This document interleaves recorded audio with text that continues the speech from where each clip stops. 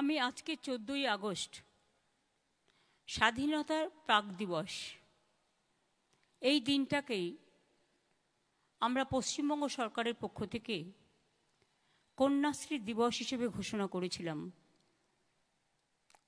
কারণ মেয়েরা আমাদের সমাজের গর্ব, এবং কন্যাশ্রী যখন আমি চিন্তা করেছিলাম, এটা হয়েছিল 13 সালে, এটা 25, এই 1 ডজন মানে 12 বছর হলো। দেখতে দেখতে 12 বছর আমরা পার করলাম, কিন্তু অনেক কিছু শিখলাম, অনেক কিছু জানলাম। আজকের দিনটা সব জেলাগুলোও আমাদের সাথে আছে, তাদের আমরা সকল ছাত্রছাত্রী বন্ধুদের, প্রশাসনকে, শিক্ষক শিক্ষিকাদের, অভিভাবক অভিভাবিকাদের, বিভিন্ন এনজিও থেকে শুরু করে যারা আমাদের সাথে কাজ করেন, ইউনাইটেড নেশনস, ইউনেস্কো, ইউনিসেফ সহ সকলকেই আমাদের পক্ষ থেকে অনেক অনেক অভিনন্দন জানাচ্ছি। আমার সাথে শশী পাজাই ডিপার্টমেন্টের মিনিস্টার, সংঘমিত্রা প্রিন্সিপাল সেক্রেটারি, ব্রাত্য বোস এডুকেশন মিনিস্টার, চন্দ্রিমা ভট্টাচার্য, অনন্যাদি, ওদিকে চৈতালি, তারপরে তুলিকা, ববি, অরূপ, বীরবাহা, নয়না, ভারতী, তাপসী, লীনাদি, আমাদের ন্যাশনাল কমিশনের চেয়ারম্যান, চিলড্রেন কমিশনের চেয়ারম্যান, সকলেই এসছেন মেম্বাররা। আরও অনেক বিশিষ্ট যারা শিক্ষক শিক্ষিকা, তাদের স্কুলগুলোকে গর্বের স্থানে তুলে ধরেছেন, এবং ছাত্রছাত্রীরা। আজকে হয়তো সিম্বলিক আমরা কিছু পুরস্কার পেয়ে তুলে দিলাম তাদের হাতে, তাদের আরও উৎসাহিত করবার জন্য, কিন্তু পুরস্কার তো তাদেরই পাওয়া উচিত যারা মানবিকভাবে গড়ে ওঠে। সব জেলার মেয়েরা এমনকি পড়াশুনোতেও খুব ভালো করছে, প্রত্যেকটা কাজ তারা এত ভালো করছেন। এমনকি পুজোর প্যান্ডেলগুলো যখন আমি লক্ষ্য করি, আমি দেখি জেলার প্যান্ডেলগুলো, কলকাতা তো ঠিক আছে, তাদের সামর্থ্য আছে, তারা করতে পারে, কিন্তু জেলা আজকে যেভাবে এগিয়েছে, ব্লকগুলো, আমি কিন্তু প্রত্যেকটা জেলার প্রত্যেকটা পুজো লক্ষ্য রাখি, এবং আমি নিজে দেখি। আমার একটা ইনোভেটিভ আইডিয়ার ব্যাপার আছে, আমি সবসময় দেখি ওরা কি করছে, নতুন কি করলো, নতুনত্ব কোনটা করলো। কনভার্জেন্স দিয়ে অনেক কিছু করা যায়। সুতরাং এইভাবে দেখতে দেখতে আমরা পার করে এসছি। আজকের দিনে আমি কন্যাশ্রীর জন্মদিনে আমরা সবুজ সাথী প্রকল্পও করেছি, আপনারা জানেন। ক্লাস 9-এ পড়ে 2025 সালে উঠেছে এমন প্রায় 12 লক্ষ ছাত্রছাত্রীকে এই মাসের প্রথমেই, এই মাসের শেষের দিকে আমরা 12 লক্ষ ছাত্রছাত্রীকে সাইকেল দেব, যেমন প্রতি বছর দিই। এবারেরটাও পাবে এই মাসের শেষের দিকে ক্লাস 9-এ যারা উঠেছেন। সবুজ সাথী চালু হওয়ার পর থেকে এখনো পর্যন্ত 1,38,00,000 ছাত্রছাত্রীকে আমরা সাইকেল দিয়েছি। 4,800 কোটি টাকা খরচ হয়েছে। খরচটা যেখান থেকেই হোক জোগাড় করি, সংসার যারা চালায় তারা খরচাটাও জোগাড় করে অ্যাডজাস্ট করে নেয়। আমার গর্ব আজকে এই কারণে যে আমাদের 93 লক্ষর বেশি কন্যাশ্রী বাংলায়। আমি নেক্সট ইয়ারে চাই এটা 1 কোটি হোক, স্পেশাল সেলিব্রেশন ফর কন্যাশ্রী। এই প্রকল্পে আমরা 17,000 কোটি টাকা খরচ করেছি ইতিমধ্যেই। আগে কন্যাশ্রী ছিল শুধু স্কুলে। আমি দেখলাম অনেক বাবা মা চিন্তা করেন, বিয়ে দিয়ে দেওয়ার তাড়াতাড়ি করে প্রেশার দেয় বাচ্চাদের উপরে, তারা পড়াশুনো করতে পারে না, সেই জন্য তাদের কলেজ এবং ইউনিভার্সিটিটাও কভার করা উচিত। আজ কিন্তু সরকারি স্কুলের সবাই কন্যাশ্রী, কোনো ভেদাভেদ নেই, কোনো ভাগাভাগি নেই। এবং কলেজেও তারা কন্যাশ্রী 2 পান, আর ইউনিভার্সিটিতে তারা কন্যাশ্রী 3 পান। তারপরেও স্মার্ট কার্ড আছে 10 লক্ষ টাকার, যারা আরও বাইরে পড়াশুনো করতে চায়, ইঞ্জিনিয়ার, ডাক্তার থেকে শুরু করে নানা রকম কিছু হতে চায়। আমার খুব গর্ব হচ্ছিল সেদিন, যেদিন আমি ইউনাইটেড নেশনসের ফোরামে দাঁড়িয়েছিলাম নেদারল্যান্ডে, এবং যখন ডিক্লেয়ার হলো প্রায় 600 সামথিং প্রজেক্ট সারা পৃথিবীর এসেছিল, তার মধ্যে থেকে প্রথম নাম ঘোষণা হলো কন্যাশ্রীর। বিশ্বাস করুন, গর্বে আমার বুকটা ভরে গিয়েছিল সেদিন। আমার এখনো গায়ে কাটা দিচ্ছে যে মেয়েরা কি না করতে পারে। তারা শুধু পড়াশুনোই করে না, ভোকেশনাল ট্রেনিং, ক্যারাটে, জুডো, এই তো দেখতে পেলেন কয়েকজনকে, তারা নিজে পায়ে দাঁড়িয়ে কত বড় হয়েছে। তারা কেউ পাইলট হয়েছে, কেউ ইঞ্জিনিয়ার হয়েছে, কেউ ডাক্তার হয়েছে, কেউ ডান্সার হয়েছে, কেউ ফুটবল চ্যাম্পিয়ন হয়েছে, কেউ যোগ চ্যাম্পিয়ন হয়েছে, কেউ কাবাডিতে চ্যাম্পিয়ন হয়েছে, কেউ চেস খেলছে, নানা রকমভাবে। এবং আমি গর্বের সাথে বলতে পারি 2011 সালে পর থেকে, এই প্রোগ্রামটা করার পরে 2011-12তে মেয়েদের ড্রপ আউট রেট ছিল প্রায় 4.5%। আজকে হয়েছে 0.00। যারা বাংলাকে নিয়ে সমালোচনা করেন তাদের বলি, স্বামী বিবেকানন্দ বলতেন, নিচু থেকে লোক তুলে আনতে, ম্যাথরের ঘর থেকে, মুচির ঘর থেকে নেতৃত্ব বেরিয়ে আসবে। আজকে গর্ব করার নেই, আজকে মেয়েরা দেখিয়ে দিয়েছে। প্রাইমারি এডুকেশনের ড্রপ আউট রেট বেঙ্গলে 0.00। Many congratulations to Education Department, Women Child Department and all other associates, শিক্ষক শিক্ষিকা এবং আমার ছাত্রী বন্ধুরা। Thank you so much. সেকেন্ডারিতে 11-12 সালে মেয়েদের মধ্যে ড্রপ আউট রেট ছিল 16.32%, আর 23-24 হয়েছে 2.9%। তার মানে মেয়েরা পড়াশোনাটা করছে ভালো করে। হায়ার সেকেন্ডারি 15.41% 11-12তে ছিল ড্রপ আউট রেট, এখন হচ্ছে 3.17%। কারণ এই সময়টা অনেকে গ্র্যাজুয়েশন কমপ্লিট করে চাকরি বাকরিতে চলে যায়। তা সত্ত্বেও এটা কি গর্ব করার ব্যাপার নয়? আমরা যখন ছোট ছিলাম আমি দেখেছি, বাবা মারা যাবার পর আমাকে গলার একটা হার বিক্রি করে আমাকে কলেজে ভর্তি হতে হয়েছিল। কিচ্ছু ফেসিলিটিস আমাদের সময় ছিল না, নো অ্যাডভান্টেজ।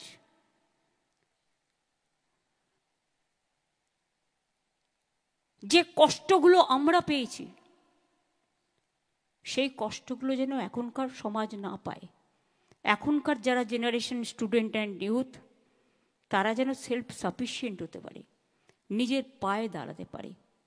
আর পিতামাতাদের আমি অনুরোধ করব, আপনারা মেয়েদের বিয়ে দেবার জন্য প্রেশার করবেন না। তারা নিজেদের ভাগ্য নিজেরাই গড়ে নিতে পারে। তাদের নিজে পায়ে দাঁড়াতে দিন, তাদের আত্মনির্ভর হতে দিন। যখন সে 18 বছর পূর্ণ করছে, সে তো 25,000 টাকা পাচ্ছে। সেই টাকাটা ব্যাংকে রেখে দেখুন, একজন আমার ছোট্ট বন্ধু এসে বলে গেল সে একটা বেকারি তৈরি করেছে। তারপরে মেয়েদের বিয়ের সময় প্রকল্প আছে রূপশ্রী, সেখানেও 25,000 টাকা পায়। সুতরাং বাবা মা চিন্তা করার কোনো ব্যাপার নেই। মেয়েরা যেমন সংসার চালায়, মেয়েরা দেশ চালায়, মেয়েরা প্লেন চালায়, মেয়েরা সারা বিশ্ব চালায়, পারে না বলে কোনো কথা মেয়েদের অভিধানে নেই। সেই জন্য কন্যাশ্রী যেমন তারা পাচ্ছে, সবুজ সাথীও তারা ক্লাস 9-এ পাচ্ছে, সাইকেল বিনা পয়সায়। এবং যখন তারা ক্লাস 11-এ হচ্ছে, তখন আমরা তাদের বিনা পয়সায় স্মার্টফোন দিচ্ছি। তার কারণ তারা যাতে স্মার্টফোনের মাধ্যমে তাদের যেটা প্রয়োজন সেটা সার্চ করে নিতে পারে। এবং সেটার নাম দিয়েছি আমি, নেতাজি সুভাষচন্দ্র বোসের নামকরণ একটি বই আছে, তরুণের স্বপ্ন। তরুণের স্বপ্ন। তাছাড়াও মনে রাখবেন, গবেষণা, উচ্চ মাধ্যমিক এসবের জন্য আমরা একটা স্বামী বিবেকানন্দ স্কিম, যেটা মেরিট কাম স্কলারশিপ আছে, সেটাও আমরা দিচ্ছি। গবেষকদের গবেষণার জন্য সব টাকা ইউজিসি বন্ধ করে দিয়েছে, কিন্তু ওটাও আমরা নিজেরা দিচ্ছি। আগামীকাল স্বাধীনতা দিবস।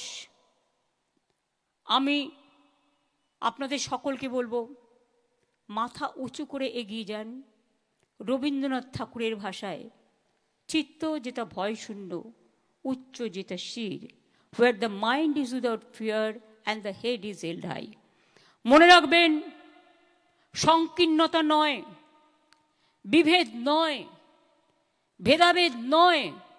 আমার কন্যাশ্রীরাই বিশ্বশ্রী হয়ে বিশ্বকে পথ দেখিয়ে বলতে পারে, we are one, we are together, we are United, এবং উই আর স্ট্রং এনাফ, এটা বলতে পারে। আপনাদের সকলকে বলবো, বিশ্বের মুকুট আপনারা মাথায় পড়ুন, বিশ্ব বাংলা জয় করুন। নাসা থেকে ভাষা সবটাই কিন্তু বাংলা নিয়ে। মনে রাখবেন, এ মাটি সোনার মাটি, এ মাটি সোনার চেয়েও খাঁটি।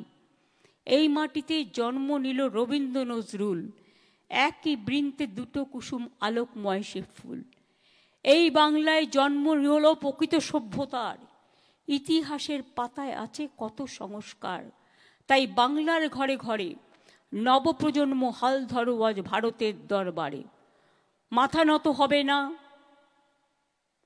সকলে এগিয়ে যান নতুন করে। আমি মনে করি দেশের সেরা বাংলা, বিশ্ব সেরা বাংলা, মাতৃমহিমা বাংলা, কর্মময়ের বাংলা, সভ্যতার সূর্য বাংলা, সদা জাগ্রত বাংলা, সংস্কৃতির বোধন বাংলা, মানবী মোদের বাংলা, স্রষ্টা সৃষ্টিতে বাংলা, নদী মাতৃকায় বাংলা, সবুজ ঘাসেও বাংলা, সোনার ধানে বাংলা, সোনার শ্যামলা বাংলা, অরণ্যে ঘেরা বাংলা, সোনালি আলোয় বাংলা, ফুলে ফলে ভরা বাংলা, জাগরণেও বাংলা, উৎসবেও সেরা বাংলা, উত্তরণেও বাংলা, উন্নয়নেও বাংলা, নোবেল জয়ীও বাংলা, ভাষা থেকে নাসা বাংলা, বৈচিত্র্যের ঐক্যে বাংলা, সম্প্রীতিতে বাংলা, শুভবুদ্ধিতে বাংলা, সমৃদ্ধিতেও বাংলা, তোমার আমার বাংলা, মোদের গর্ব বাংলা, কন্যাশ্রীর বাংলা, বাংলা জয়ী বাংলা। এটা আমি গতকাল লিখছিলাম। কত দিক, কত বৈচিত্র্য, কত বাহার, কত সুরভিত ভাষা। বাংলা ভাষার যে মাধুর্য আছে না, সেই মাধুর্য কোথাও পাবেন না। হ্যাঁ, প্রয়োজনে আমাদের ইংলিশ শেখা দরকার, তার কারণ এটা ইন্টারন্যাশনাল ল্যাঙ্গুয়েজ বলে। আজকে তো ইংরেজিটাও ভালো বলে, বাংলা স্কুলেও ভালোভাবে ইংরেজিটা পড়ানো হয়। আগে ক্লাস 5 পর্যন্ত ইংরেজি বন্ধ ছিল, কিন্তু আমরা এসে আবার চালু করে দিয়েছি। সব ভাষাই জানা উচিত। যত ভাষা শিখবেন তত উন্নত হবেন, কিন্তু দয়া করে মাতৃভাষাকে ভুলবেন না, মাকে ভুলবেন না, মাটিটাকে ভুলবেন না, জননীকে ভুলবেন না, আম্মাকে ভুলবেন না, মাদারকে ভুলবেন না।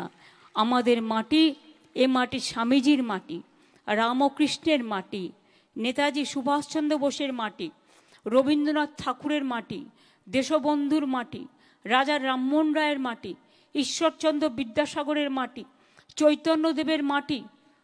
মনে রাখবেন, এ মাটি ক্ষুদিরাম, প্রফুল্ল চাকি, বিনয় বাদল দীনেশ, মাতঙ্গিনী হাজরা থেকে শুরু করে, নেতাজি সুভাষচন্দ্র বোস থেকে শুরু করে, রবীন্দ্র নজরুল থেকে শুরু করে, কে নয়? দেশের স্বাধীনতা আন্দোলনে যারা সবচেয়ে বেশি জেলে ছিল তাদের সংখ্যা, আলিপুর মিউজিয়ামে গিয়ে কখনো মেয়েদের ঘুরিয়ে আনবেন, দেখবেন বাংলার 70% লোক জেলে ছিল। আন্দামান নিকোবরে সেলুলার জেলে, আমি ওটা তুলে নিয়ে এসে এখানে আলিপুরে রেপ্লিকা করে রেখে দিয়েছি। তারপরে ছিল পাঞ্জাব। বা সেই জন্য বিশ্বকবি রবীন্দ্রনাথ ঠাকুর যখন জাতীয় সঙ্গীত রচনা করেছিলেন, তিনি শুরু করেছিলেন পাঞ্জাব থেকে, শেষ করেছিলেন বঙ্গে এসে। পাঞ্জাব, সিন্ধু, গুজরাট ও মারাঠা, দ্রাবিড়, উৎকল, বঙ্গ। কেন বলেছিলেন? অনেকে ভেদাভেদ করে, কিন্তু একবারও ভেবে দেখেছেন যখন স্বাধীনতা আন্দোলন চলছে, দেশে জাগরণ চলছে, কবি নজরুল গাইলেন কারারো লৌহ কপাট ভেঙে ফেল, করলে লোপাট রক্ত জমাট শিকল পূজার পাষাণ ভেদি। কখনো বা লিখলেন দুর্গমগিরি কান্তার মোর দুস্তর পাড়াবার, লঙ্ঘিতে হবে রাত্রি নিশীতে যাত্রীরা হুঁশিহার। কখনো বা লিখলেন ফাঁসির মঞ্চে গেয়ে গেল যারা জীবনেরও জয়গান, আসিও লক্ষ্যে দাঁড়াইছে তারা দিবে কোন বলিদান।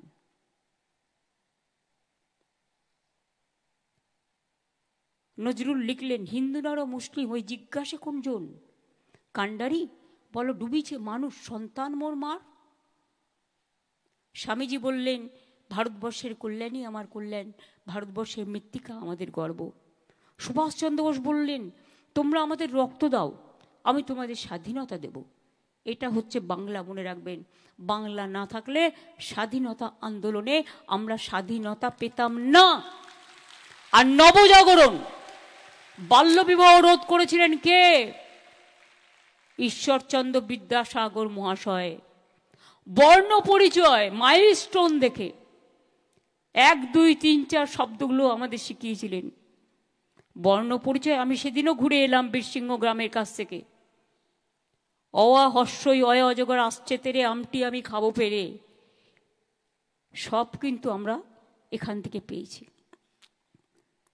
রাজা রামমোহন রায় আগে বয়োজ্যেষ্ঠদের সাথে বিয়ে দিয়ে দিত, ছোট্ট মেয়েটাকে পুড়িয়ে দিত স্বামীর সাথে। বললেন না, এটা হতে পারে না, সমাজ সংস্কার করতে হবে। সর্বপ্রথম সতীদাহ প্রথা বিরোধ যে বিল, সেটা বাংলার অ্যাসেম্বলি থেকে হয়েছিল, তদানীন্তন, এটা মাথায় রাখবেন। তারপরে এটা সারা ভারতবর্ষে হয়েছিল। আপনার কি জানেন ডক্টর বাবা সাহেব আম্বেদকর, যিনি সংবিধান ড্রাফটিং কমিটির চেয়ারম্যান ছিলেন, তিনি প্রথম কোথা থেকে নির্বাচিত হয়েছিলেন? বাংলা থেকে। এগুলো ইতিহাস, এটা মাথায় রাখবেন।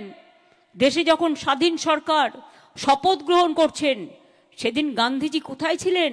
বাংলায়, বেলেঘাটায় গান্ধী আশ্রমে। সেদিন তিনি দাঙ্গা রোধ করছিলেন, কারণ তখন দেশ বিভাগ হয়ে গেছিল। তার চাপ আমাদের উপরেও কম পড়েনি। কিন্তু এটাও তো ঠিক, যারা এক কাপড়ে সব কিছু ফেলে দিয়ে চলে এসেছিল উদ্বাস্তু হয়ে, তারা তো দেশের নাগরিক হিসেবে গণ্য হয়েছে। যারা দেশের নাগরিক নয়, ফরেনার্স, তাদের বিরুদ্ধে অবশ্যই অ্যাকশন নেওয়া উচিত, যদি মনে করেন ভারত সরকার এটা আমাদের হাতে নেই। কিন্তু অযথা, আমি পরশুদিনও দেখছিলাম একজন টেকনিক্যাল লোক একটা নয়ডাতে, দিল্লিতে একটা হোটেলে থাকতে গেছেন বাচ্চাকে নিয়ে, বাংলায় কথা বলেছে বলে তাকে থাকতে দেওয়া হয়নি। আমি যদি অন্য ভাষাকে সম্মান করি, তোমরা তাহলে আমার ভাষাকে সম্মান করবে না কেন? রবীন্দ্রনাথ ঠাকুর কোন ভাষায় কথা বলতেন? নজরুল কোন ভাষায় কথা বলতেন? স্বামীজি কোন ভাষায় কথা বলতেন? রামকৃষ্ণ কোন ভাষায় কথা বলতেন? বলুন তো আপনারা। আমাদের পার্লামেন্টের দুটো গান হয়, একটা ন্যাশনাল অ্যানথেম কে লিখেছিল? রবীন্দ্রনাথ ঠাকুর, জনগণ। আর একটা ন্যাশনাল সং কে গিয়েছিলেন? বঙ্কিমচন্দ্র চট্টোপাধ্যায়, বন্দে মাতরম। জয় হিন্দ স্লোগান কার? নেতাজি সুভাষচন্দ্র বোসের। বন্দে মাতরম বঙ্কিমচন্দ্র চট্টোপাধ্যায়। আর জয় বাংলা আমরা বলি তার কারণ বাংলা জয়ী হোক, বাংলা বিশ্ব বাংলা হোক। সেই জন্য আপনারা সকলে ভালো থাকুন, সুন্দর থাকুন। আমার ছোট্ট ছোট্ট বোনেরা যারা এখানে এসছেন, ভাই বোনেদের সকলকেই বলবো, কেউ ঐক্যশ্রীর আন্ডারে, কেউ শিক্ষাশ্রীর আন্ডারে, কেউ মেধাশ্রীর আন্ডারে, কেউ সবুজ সাথীর আন্ডারে, কেউ তরুণের স্বপ্নের আন্ডারে, কন্যাশ্রীর আন্ডারে আমি কন্যা কন্যা কন্যা কন্যাশ্রী। গানটা যখন আমি শুনি আমার গায়ে কাঁটা দেয়। আমি ভাগ্য ভাগ্য ভাগ্য, আমি ভাগ্যশ্রী। আমি যশ যশ যশ, আমি যশশ্রী। আমি বিশ্ব বিশ্ব বিশ্ব, আমি বিশ্বশ্রী।